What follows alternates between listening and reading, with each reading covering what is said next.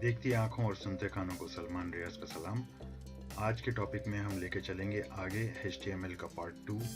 ये थोड़ा सा एडवांस लेवल है और HTML5 भी आप इसको कह सकते हैं। तो हमने पहले जो बनाई थी वो ये चीज़ हमने इसमें पहली वीडियो में कवर की थी, जिसमें हमने HTML टैग्स बताए थे कि कौन सी फाइल एक्सटेंशन आप किस तरह से नेम देंगे, index.html इस तरह आप होम पेज सेट करेंगे और बाकी ये जो नीचे कोडिंग्स थी। आज जो हम सीखेंगे, अगर आपको वैसे जाना हो वीडियो पे तो मैं इसका लिंक भी दे दूंगा डिस्क्रिप्शन में, ताकि आप जो है ना पहली वीडियो को देख लें। अगर आपके पास कोई ऐसी नॉलेज नहीं है HTML की तो इसमें बेसिक्स मैंने दी हुई हैं। तो आइए दूसरी तरफ चलते हैं। अब इधर जो है हमने आज जो सीखना है उसमें थोड़ा सा इसी जो पेज को हमने बनाया था उसी को हम थोड़ा सा लेके चलेंगे। तो आइए देखें किस तरह से हम उसको एडिट करते हैं। तो ये हमारा पेज बना हुआ है। तो ये पेज जो है अब इस तरह अगर आप क्लिक करें तो ये एक पेज आपका खुल जाएगा। ये पेज आपका खुल गया, लेकिन इसको एडिट किस तरह से करना है वो अब आपको मैं बताता हूँ। तो हम जाएंगे इस पर राइट क्लिक करेंगे। राइट क्लिक करके जो है ओपन विथ के बाद जो है ना, अगर आपको इसमें नोट पैड नज़र आ रहा है तो ठीक है, अगर नहीं नज़र आ रहा तो घबराने की कोई बात नहीं है। चूज़ अनदर ऐप को जो ना आप क्लिक करें। यहाँ पे भी अगर नज़र नहीं आ रहा थोड़ा सा नीचे चलते हैं। यहाँ पे ये मोर ऐप है, इसको दबाना है। इसको क्लिक किया, मोर ऐप के बाद आपको वो दिखा देगा कि ये भाई आपके पास नोट पैड है। नोट पैड पर आपने क्लिक करना है और ओके। तो ये वो डॉक्यूमेंट है जो हमने कल बनाया था और इसी के अंदर हम एडिटिंग करेंगे अभी, ताकि आपको समझ में आए कि हम किस तरह से काम कर रहे हैं अपने नोट पैड के ऊपर ही। मैं आज आपको इसका भी बताऊंगा विजुअल स्टूडियो कोड का, लेकिन वो थोड़ा सा ऑटोमाइज्ड है, सारा ऑटोमेटिकली होता है उसके अंदर कोडिंग। लेकिन अगर आपको बेसिक नहीं आएगी तो आपको कोडिंग का समझ में नहीं आएगा जो वो ऑटोमेटिकली जनरेट कर रहा है। वो ऑटोमेटिकली जो जनरेट हो रही हैं वो यहाँ पे मैं आपको मैनुअली बता रहा हूँ, ताकि आपको मालूम हो कि उसने क्या जनरेट किया है, क्या हमें एडिट करना है और क्या हम आगे अपनी कोडिंग को इम्प्रूव कर सकते हैं। तो आज के जो हम पढ़ेंगे टॉपिक जो है वो ये है कि इसमें हम लेके आएंगे कि आपने अगर अपनी वेबसाइट को बनाना है, जिसको हम कहते हैं रिस्पॉन्सिव वेबसाइट, कि भाई हर एक डिवाइस के ऊपर हमारा वेबसाइट जो है खुले और बिल्कुल अच्छी तरह से नज़र आए, तो उसके लिए जो है आप ये कोड इस्तेमाल करते हैं। आइए इस कोड को जो है हम कॉपी कर लेते हैं।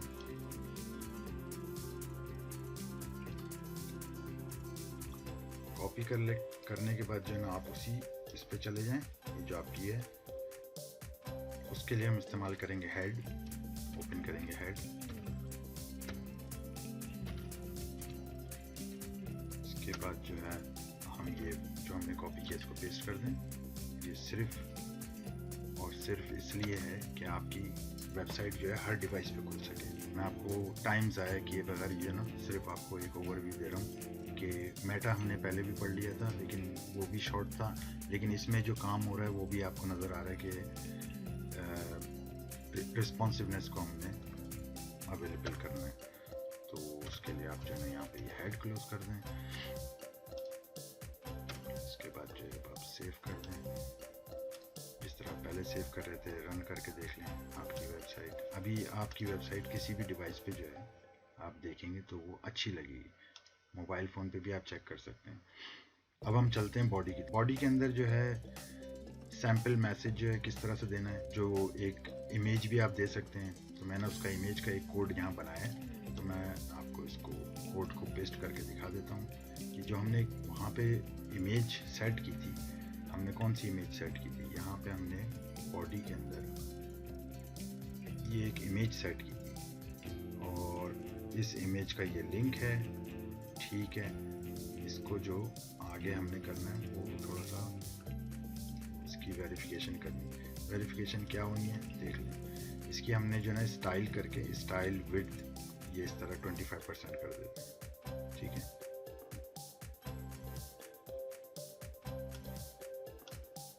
रिफ्रेश करना है पेज को और ये आपने देखा पिक्चर पहले 100% थी, अब ये 25% नज़र आ रही है।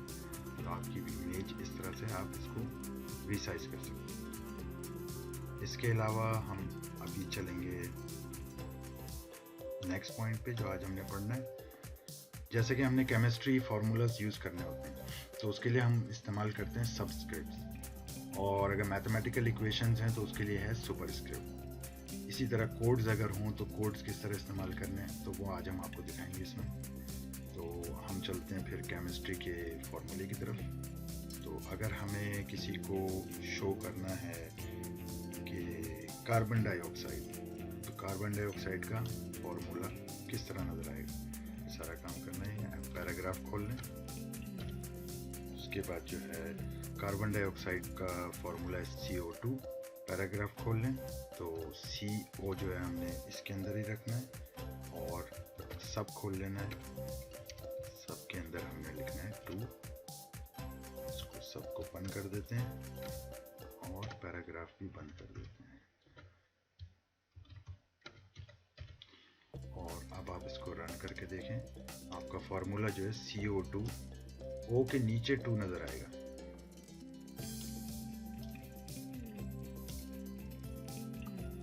ये आप देख रहे हैं CO2। तो इस तरह से हम फार्मूलाज जो हैं, जो केमिस्ट्री के फार्मूलाज हैं, वो इस तरह हम सेट करते हैं। अगर हमें मैथमेटिकल सेट करना हो तो वो किस तरह होगा, आइए देखते हैं। मैथमेटिकल के लिए जो है वो भी हम देख लेते हैं।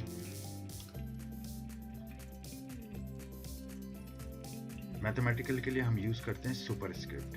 तो सुपरस्क्रिप्ट किस तरह यूज़ करनी है, ये आपका वेब पेज है इंडेक्स, और इस पे हम काम करेंगे। मैं इसको पीछे से बंद कर देता हूँ ताकि साफ सुथरे तरीके से नजर आ जाए। नेक्स्ट पैराग्राफ के लिए जो है फिर हम दोबारा ER देते हैं, थोड़ा सा ब्रेक हो जाएगा।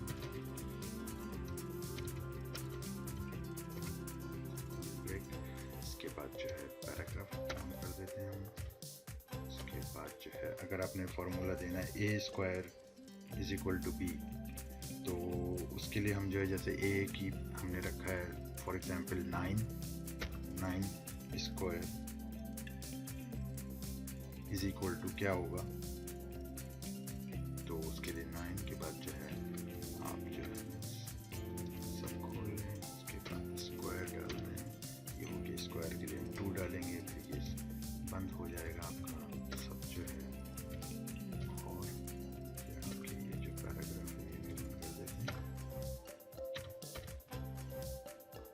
तो इसकी वैल्यू जो है हमें देनी पड़ेगी कि आखिर ये कितना है, तो इसके इधर ही हम देंगे इसकी वैल्यू = क्योंकि 9 स्क्वायर हमने वहाँ दे दिया = 81। सही है, इसको हम सेव कर लेते हैं और रन करके देखते हैं कि इसके नीचे क्या नजर आता है। 9 स्क्वायर = 81। तो इस तरह हम अपने मैथमेटिकल जो इक्वेशंस होती हैं उनको इस तरह शो करा सकते हैं। इसके बाद जो है हमारा टॉपिक है कि कोड जो है हमने लिखने हैं। तो कोड्स जो हैं अगर हम लिखते हैं तो वो कुछ इस तरह से नज़र आएंगे, उनकी भी सेटिंग करते हैं। मैं आपको बताता हूँ कि कोड्स किस तरह से हैं। तो उसके लिए हम थोड़ी जगह ले लेते हैं, तो ये है कि BR,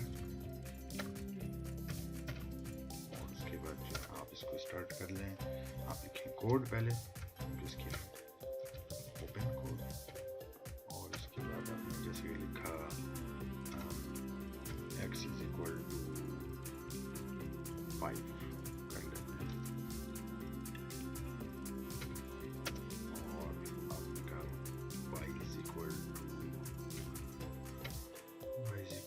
कर लें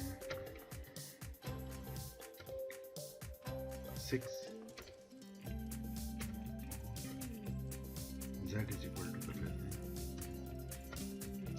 7, या x + y कर लेते हैं। चलें, तो x + y ये हमने कर लिया। अब ये कोड हमारा कंप्लीट हो गया, हमें कोड को क्लोज करते हैं।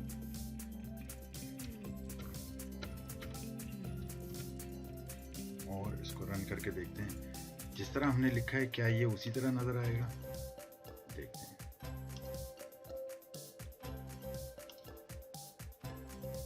ये तो एक ही लाइन में नज़र आ रहा है, तो इसके लिए क्या करें, जिस तरह हमने लिखा है उस तरह नज़र आए, तो इसको भी सेट करते हैं, बताता हूँ मैं आपको। तो उसके लिए हम यूज़ करेंगे प्री फॉर्मेट। प्री फॉर्मेट से ये होगा कि जिस तरह हमने फॉर्मेट बनाई है उसी तरह से ये सेव रहेगा।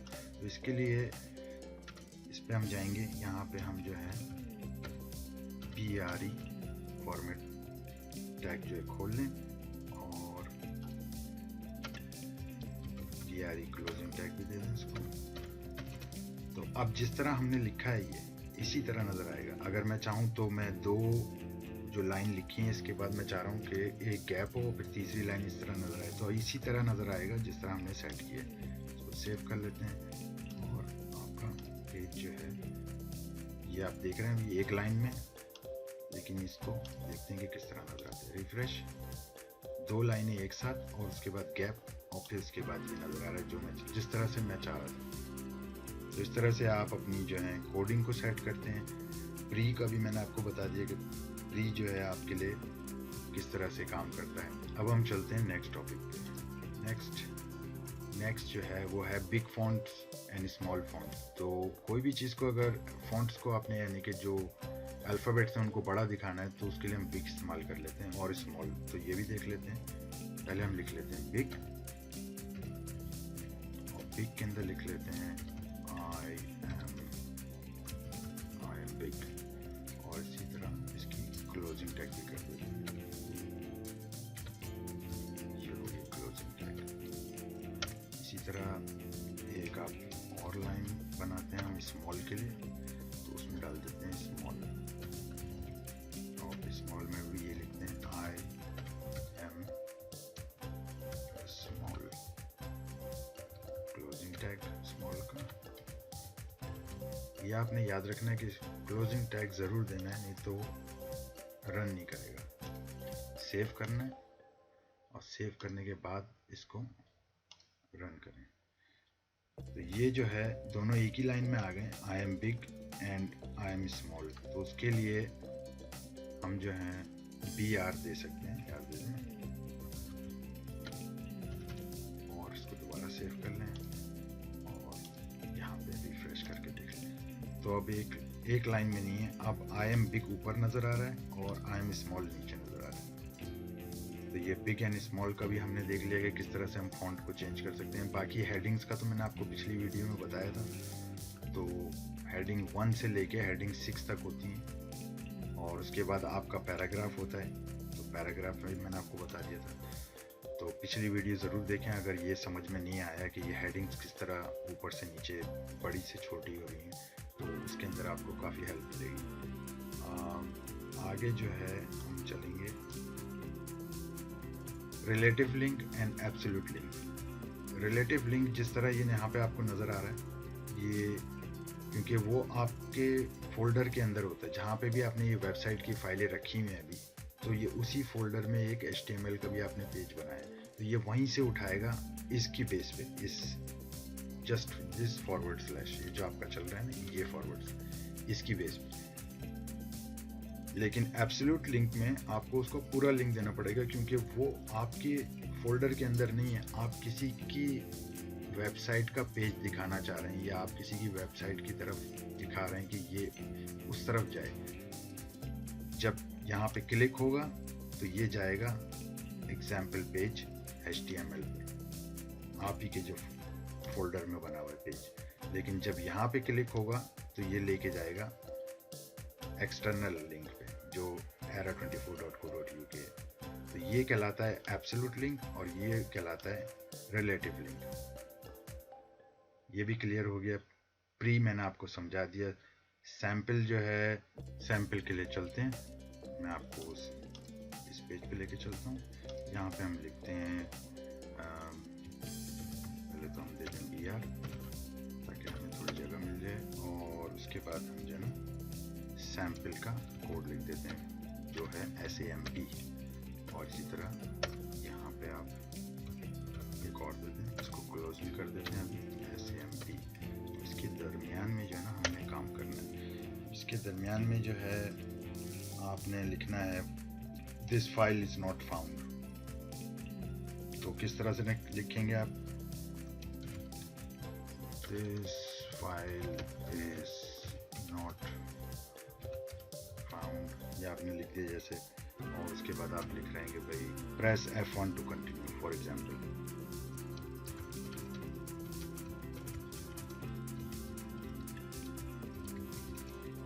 तो ये आपने लिख दिया। इसके बाद जो है सैंपल क्लोज हो गया, और इसकी हेडिंग भी दे देते हैं कि ये किस चीज़ की बात कर रहा है। Message from your PC, close कर देते हैं। एक आपका पैराग्राफ भी बन गया, और सेव करके इसको हम रन करते हैं। यहाँ पे आप इसको रन करें, ये मैसेज आ रहा है आपका, मैसेज फ्रॉम योर पीसी। क्या मैसेज आ रहा है? This file is not found, press F1 to continue. तो अगर हमने कोई फाइल का नाम देना है या किसी दूसरी जगह भेजना है इसको, तो उसका इस तरह से कर सकते हैं कि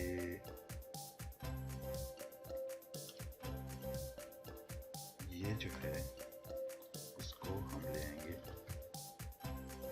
नेक्स्ट लाइन में ले आता हूँ ताकि आपको देखने में अच्छा लगे। href इस तरह कर लेते हैं इसको। फिर इसके बाद इसको कह देते हैं कि तुम चले जाओ https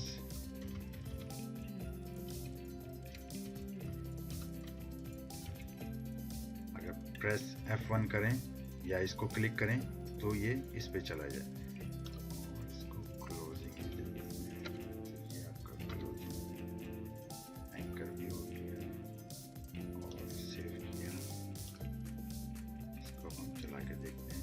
ये आपका लिंक देखें किस तरह बन गया। अब आप इस पे कहते हैं कि मैसेज कह रहा है कि message from PC, this file is not found, और प्रेस F1 टू कंटिन्यू। तो आप इसको अगर क्लिक करते हैं तो ये आपको ले जाएगा error24.co.uk, जिस तरह यहाँ नज़र आया।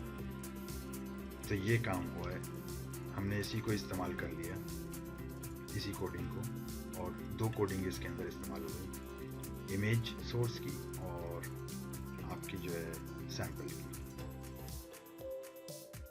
इसमें और जो है आज हमने कवर करना था, अभी हम कवर करेंगे फॉर्म्स। हम इसमें फॉर्म्स कैसे बनाते हैं, यहाँ पे हम लिख देते हैं br, थोड़ा सा स्पेस दे देते हैं, एंटर। फिर उसके बाद जो है ना आप अपना फॉर्म की जो है कोड दे दें ताकि आपका फॉर्म खुल जाए, फॉर्म बनने शुरू हो जाएगा ये।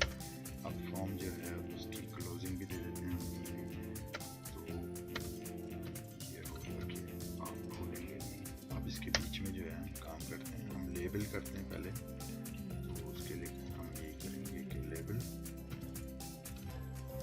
उसके बाद जो है लेबल फॉर,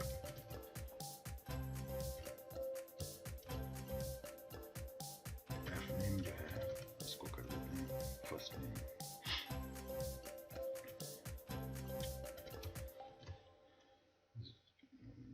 इसके बाद आपका कोडिंग कर देते हैं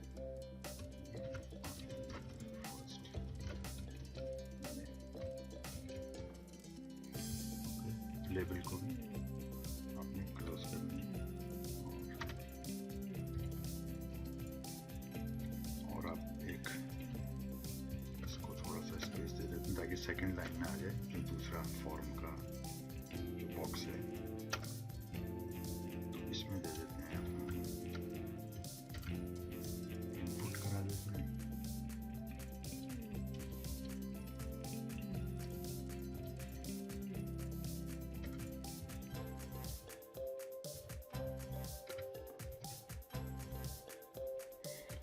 टेक्स्ट करा देते हैं, जो टेक्स्ट आ जाए, इस टेक्स्ट में क्या होगा, इसमें आईडी डलवा देते हैं कि आईडी आ जाए किसकी, एफ नेम की, और उसके बाद जो है एफ नेम जो है नजर आए, तो उसके लिए नेम एफ नेम, उसके बाद जो हम इसको बंद कर देते हैं, और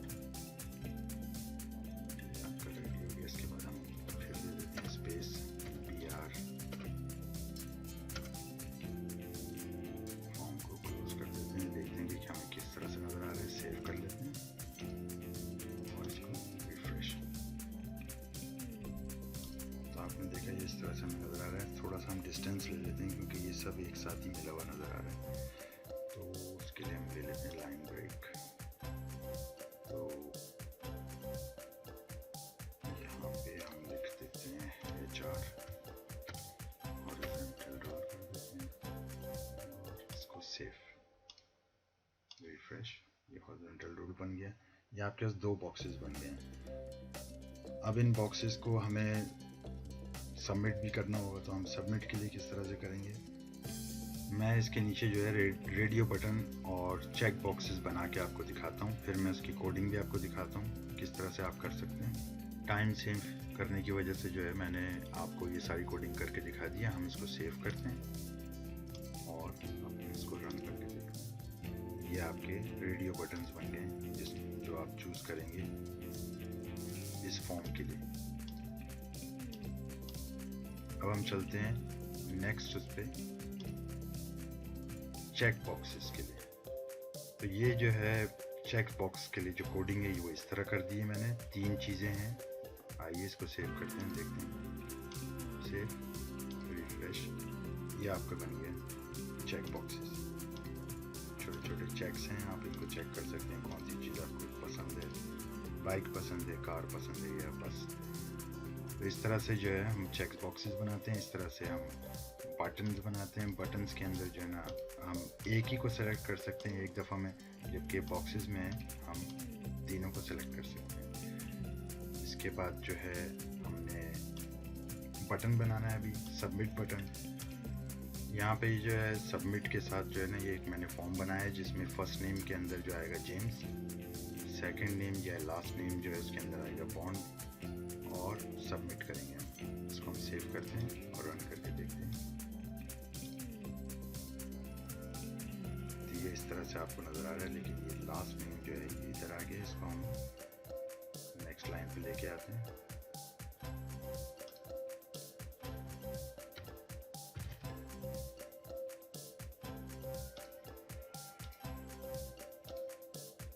तो आपने देखा ये first name and last name जो है अब सेट नज़र आ रहा है। अब इसके बाद आप सबमिट का बटन दबाएंगे तो ये इन्फॉर्मेशन इस तरह से सबमिट हो जाती है। जो भी आपका एक्शन पेज है वाया PHP या वर्डप्रेस या किसी भी तरीके का, तो उसके थ्रू जो है आप सबमिट करते हैं और ये इन्फॉर्मेशन सबमिट हो जाती है।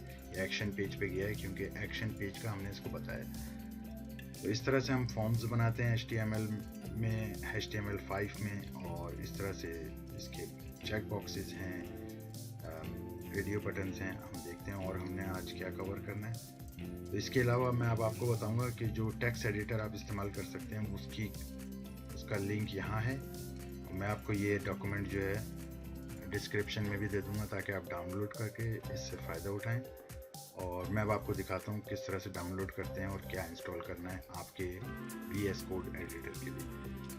तो ये हमारा ख़त्म हो गया सेशन, इसको हम क्लोज कर देते हैं। अब हम आपको लेके चलते हैं। तो आपको लिखना है code.visualstudio.com/download। तो डाउनलोड में जब आप आ जाएंगे तो यहाँ पे कई वर्जन है। अगर आप विंडोज़ यूज़र हैं तो आप ये वाला यूज़ करेंगे। तो आप इंस्टॉल करने के लिए जो है 64 दबा दें, क्योंकि आप सब 64 ही यूज़ कर रहे हैं। लेकिन आप यहाँ क्लिक कर दें, ऑटोमेटिकली आपका वर्जन सेट करके आपको बता देगा कि आप कहाँ पे इंस्टॉल कर सकते हैं और कौन से वर्जन इंस्टॉल कर सकते हैं। विंडोज़ का है तो आपने ये देख लिया, ये हो रहा है। इसके साथ ही जो है मैं आपको इसको इंस्टॉल करके दिखाऊंगा। टाइम बचाने की वजह से मैंने इसको पॉज कर दिया था वीडियो को। अब हम इंस्टॉल करते हैं। उस पर क्लिक कर दें आप, ये खुद ब खुद इंस्टॉलेशन स्टार्ट हो जाएगी। एक्सेप्ट कर लें एग्रीमेंट, नेक्स्ट। ये आपको जो बता रहा है ठीक है, इसे डायरेक्टरी में जाने दें, इसी नाम से जाने दें।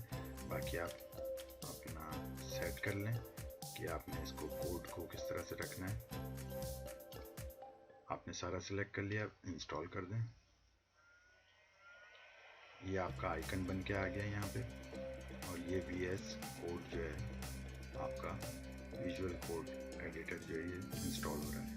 जो अभी तक हमने पढ़ा है ये सारे कोड जो हैं इसके अंदर आप इस्तेमाल करके देख सकते हैं। इसके अंदर 2 फ़ायदे आपको हैं कि ये एडिटिंग भी करता है, और इसके अंदर हम एक एक्सटेंशन इंस्टॉल करेंगे।